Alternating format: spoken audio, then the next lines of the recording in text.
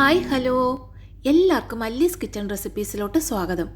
ഇന്നത്തെ വീഡിയോ ഏത്തപ്പഴവും സേമിയയും കൊണ്ടുണ്ടാക്കുന്ന നല്ല സോഫ്റ്റും ടേസ്റ്റി ആയിട്ടുള്ള ഒരു പലഹാരത്തിൻ്റെ റെസിപ്പിയാണ്. നല്ല ഹെൽത്തി ആയിട്ടുള്ള ഈ പലഹാരം എങ്ങനെയാണ് തയ്യാറാക്കുന്നതെന്ന് നോക്കാം. ഇതിനെ ഒരു പാനിലോട്ട് 2 ടേബിൾ സ്പൂൺ നെയ്യ് ഒഴിച്ചു കൊടുത്തിട്ടുണ്ട്. അതിലോട്ട് 1/2 കപ്പ് സേമിയ ഇട്ട് കൊടുത്തിട്ടുണ്ട്. ഞാനിവിടെ വറുക്കാത്ത സേമിയാണ് എടുത്തിരിക്കുന്നത്.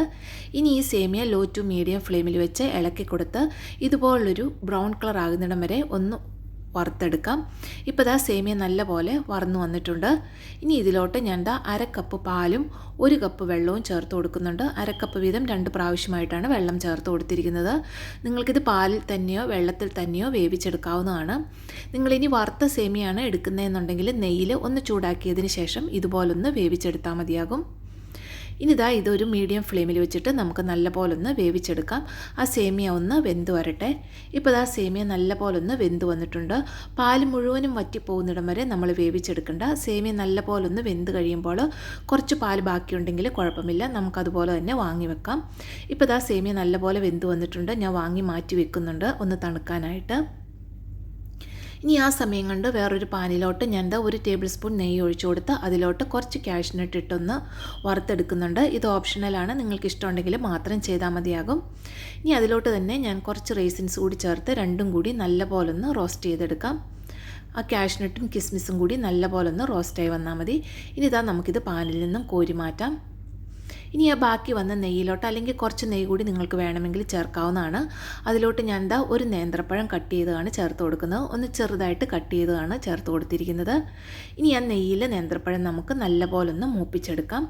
അതിൻ്റെ കളറൊക്കെ ഒന്ന് മാറി നല്ലൊരു ഗോൾഡൻ കളറായി ഒന്ന് ഹാഫ് കുക്കായി വരുന്നിടം വരെ നമുക്കിതുപോലെ ഒന്ന് വഴറ്റിയെടുക്കാം.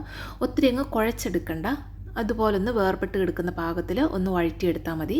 ഇനി ഇതിലോട്ട് തേങ്ങയാണ് ചേർത്ത് കൊടുക്കുന്നത്. ഞാനിപ്പോൾ 1 കപ്പ് തേങ്ങ ചേർത്ത് കൊടുക്കുന്നുണ്ട്. തേങ്ങയുടെ അളവ് നിങ്ങൾക്ക് കുറച്ച് മതിയെങ്കിൽ 1/2 കപ്പൊക്കെ ചേർത്ത് കൊടുത്താൽ മതിയാകും.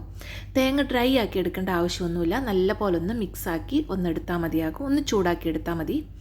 ഇനി ഇതിലോട്ട് ശർക്കരപ്പാനിയാണ് ഞാൻ ചേർത്ത് കൊടുക്കുന്നത്. അതിന് പകരം ശർക്കരപ്പൊടിയും ചേർത്ത് കൊടുക്കാവുന്നതാണ്. പക്ഷേ ഇതിലോട്ട് ശർക്കരപ്പാനി ചേർത്ത് കൊടുക്കുന്നതാണ് കൂടുതലും നല്ലത്. നല്ല 2 അച്ച ശർക്കര 1 കപ്പ് വെള്ളത്തിലൊന്ന് അലിയിപ്പിച്ചതാണ് ഞാൻ ചേർത്ത് കൊടുത്തിരിക്കുന്നത്. 200 ഗ്രാം ശർക്കരയാണ് എടുത്തിരിക്കുന്നത്. അതും കൂടി ചേർത്ത് കൊടുത്തിട്ട് ആ ശർക്കരപ്പാനി ഒന്ന് ചൂടാക്കിയെടുക്കാം. ശർക്കരപ്പാനി ചൂടോടെയോ അതോ തണുത്തതിന് ശേഷമോ നമുക്ക് ചേർത്ത് കൊടുക്കാവുന്നതാണ്. ഇനി ഇതിലോട്ട് ഞാൻ 1/4 ടീസ്പൂൺ ഉപ്പ് ചേർത്ത് കൊടുത്തിട്ടുണ്ട്. അതിൻ്റെ ഒപ്പം തന്നെ ഞാൻ ചേർത്ത് കൊടുക്കുന്നത് 1/4 കപ്പ് റവയാണ്. ഞാനിവിടെ വറുക്കാത്ത റവയാണ് ഇതിലോട്ട് ചേർത്ത് കൊടുത്തിരിക്കുന്നത്. നമ്മുടെ പലഹാരം നല്ലപോലെ ഒന്ന് ബൈൻഡായി കിട്ടുന്നതിന് വേണ്ടിയാണ് റവ കൂടി ചേർത്ത് കൊടുത്തിരിക്കുന്നത്. ഇനി റവ ആ ശർക്കരപ്പാനിയിൽ കിടന്ന് നല്ലപോലെ ഒന്ന് വെന്ത് വരട്ടെ. ലോ ഫ്ലെയിമിൽ വെച്ചിട്ട് വേണം നമ്മളിത് ചെയ്യാനായിട്ട്, അല്ലെങ്കിൽ റവ പെട്ടെന്ന് ആ ശർക്കരപ്പാനി അബ്സോർബായി ഡ്രൈ ആയി പോകും.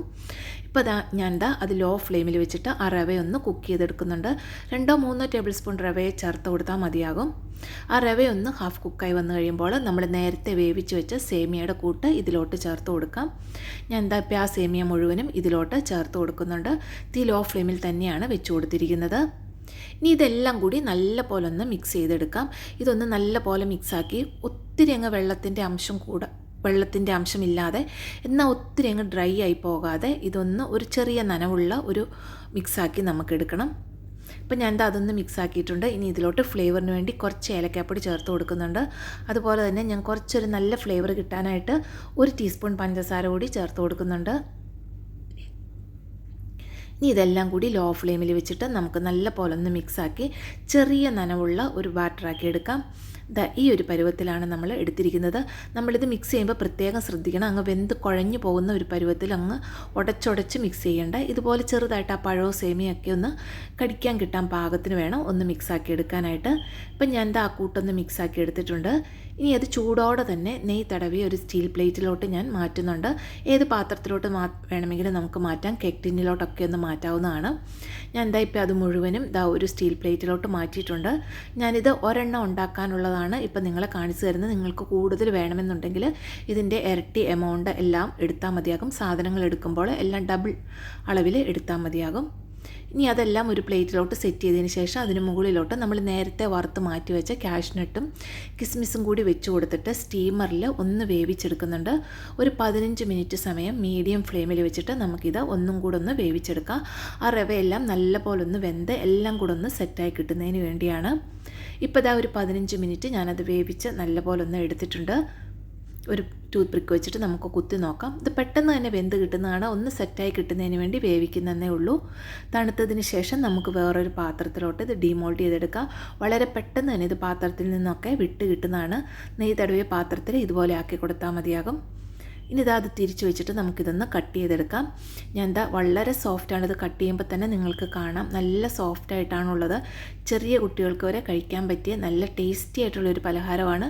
ഞാനിതിൽ മുട്ടയൊന്നും ചേർത്തിട്ടില്ല. അതുകൊണ്ട് മുട്ട അലർജിയൊക്കെ ഉള്ളവർക്കും ഇത് കഴിക്കാൻ പറ്റുന്ന നല്ലൊരു പലഹാരമാണ്. വളരെ പെട്ടെന്ന് തയ്യാറാക്കാൻ പറ്റുന്ന ഈസി ആയിട്ടുള്ള ഒരു ചായ പലഹാരമാണ്. ഗസ്റ്റൊക്കെ വരുമ്പോഴും ഉണ്ടാക്കി കൊടുക്കാൻ പറ്റുന്ന ടേസ്റ്റി ആയിട്ടുള്ളൊരു പലഹാരം തന്നെയാണ്. തീർച്ചയായിട്ടും എല്ലാവരും ഒന്ന് ട്രൈ ചെയ്ത് നോക്കാം. വീഡിയോ ഇഷ്ടമായെങ്കിൽ ചാനൽ സബ്സ്ക്രൈബ് ചെയ്യുക. ഇതുപോലെ പഴം കൊണ്ടുള്ള ഒത്തിരി സ്നാക്സ് ഞാൻ ചാനലിൽ അപ്ലോഡ് ചെയ്തിട്ടുണ്ട്. കാണാത്തവരുണ്ടെങ്കിൽ ഒന്ന് കണ്ടു നോക്കണേ. ചാനലൊന്ന് സപ്പോർട്ട് ചെയ്യുക, ഒന്ന് സബ്സ്ക്രൈബ് ചെയ്യുക. എല്ലാവർക്കും നന്ദി. താങ്ക്